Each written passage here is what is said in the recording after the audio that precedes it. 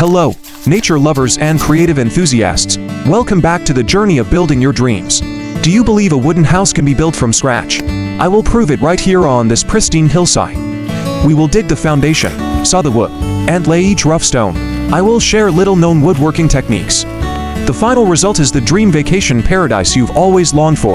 Don't look away. The journey to making your dream a reality begins.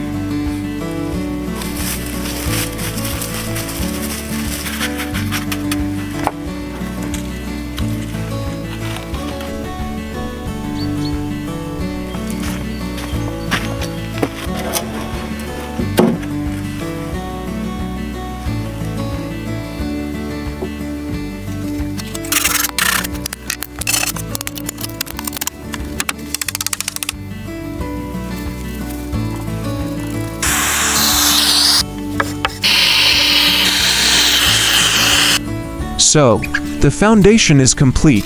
The next step is to build the house frame. The frame uses pine wood, a lightweight yet strong type of wood. I didn't use nails for the main load-bearing joints of the frame. Instead, I used the classic mortise and tenon joint technique. The wooden mortises allow the house to breathe and sway, slightly in strong winds and storms. The columns are erected vertically. If the columns are tilted, the entire roof structure will be twisted later. While building the frame, I utilized the surrounding soil to fill the foundation. The highlight of this house is the gracefully curved dome roof. Dome roofs withstand compression much better than flat roofs.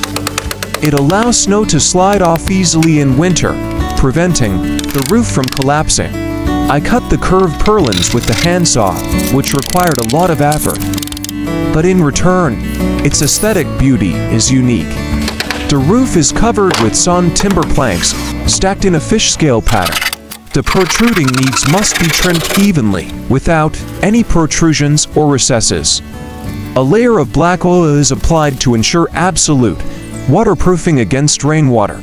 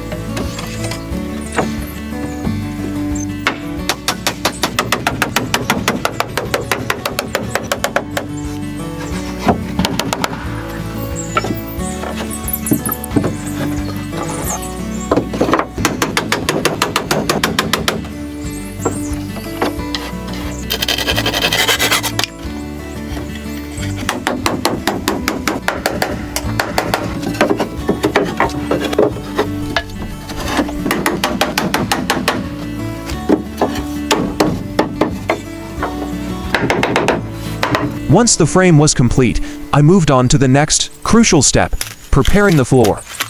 Wooden floors are prone to termites and mold in this climate, so I decided to create an artistic crazy paving stone floor. First, I compacted the soil and spread a layer of sand as a cushion. This sand layer helps balance the stones and prevent them from breaking. I selected each slab of stone, testing them out as if playing a giant jigsaw puzzle. The largest stone was placed in the center, with smaller stones surrounding it to create a connection. I used a rubber mallet to gently tap the stones so they settled evenly into the mortar. Natural stone has a very high specific heat capacity thermal mass.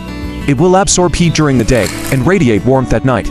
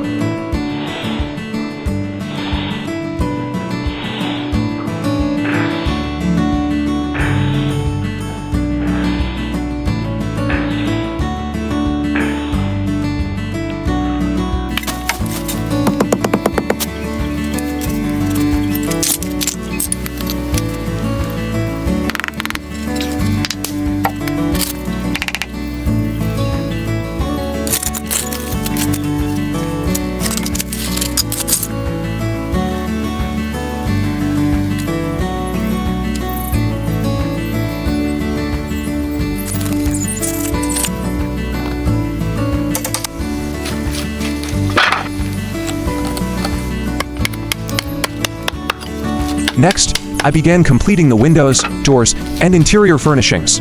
As the first step, I started decorating the porch to create a focal point for the facade.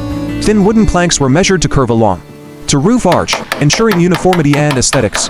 The slats were installed densely and evenly, providing both sun protection and ventilation for the porch. When sunlight shines through, the porch creates a very soft shadow effect.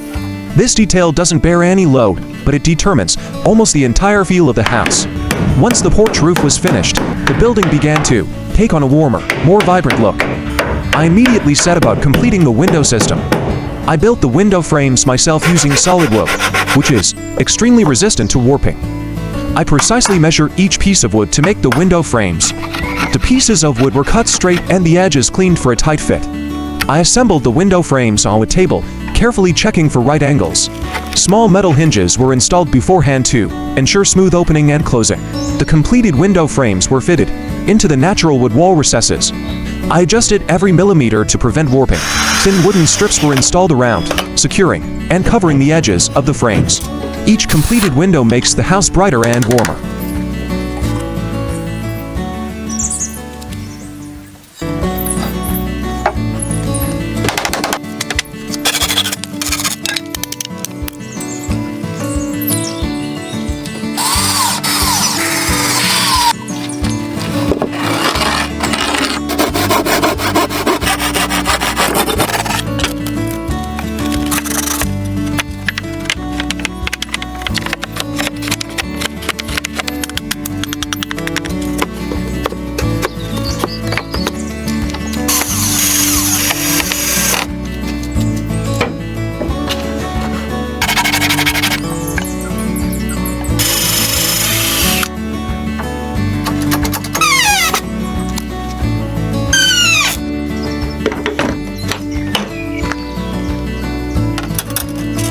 The final stage of installing the glass for the windows began with precise measurements of each window pane.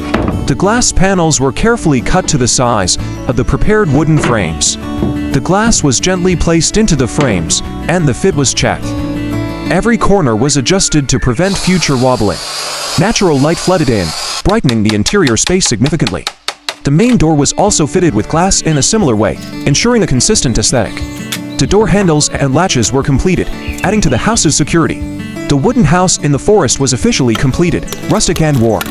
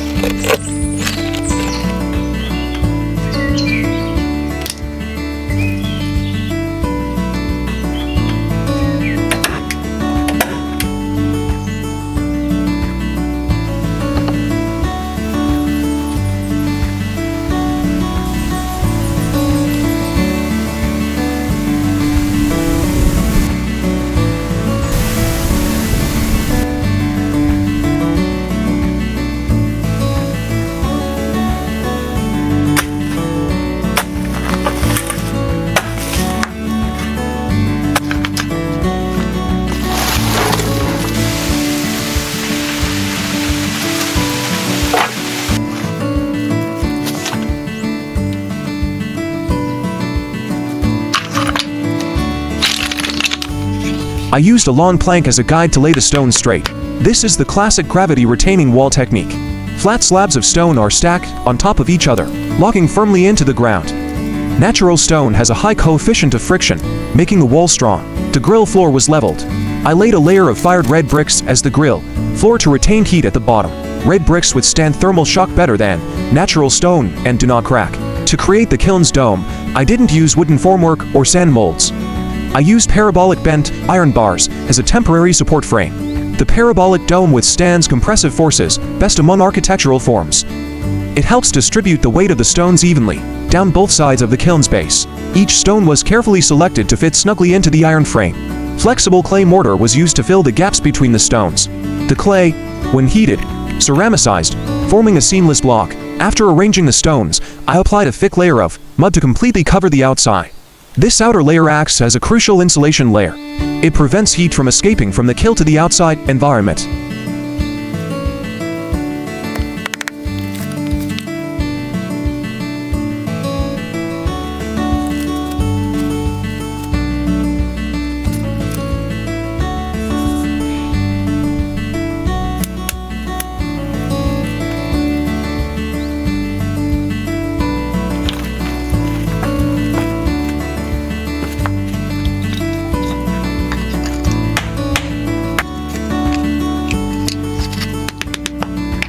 Next up is crafting the furniture, a tea table and a lawn bench. I used the large, freshly harvested tree trunk to make the table and chairs. The first and most important step is stripping the bark. I used a drop knife to separate the bark from the trunk. Between the bark and the wood is the cambium layer, rich in sugar and resin. If not removed, this will be a breeding ground for termites and mold. Stripping the bark is much easier and the wood is fresh than when it's dry. Next, I cut the trunk into sections to make the table and chair legs.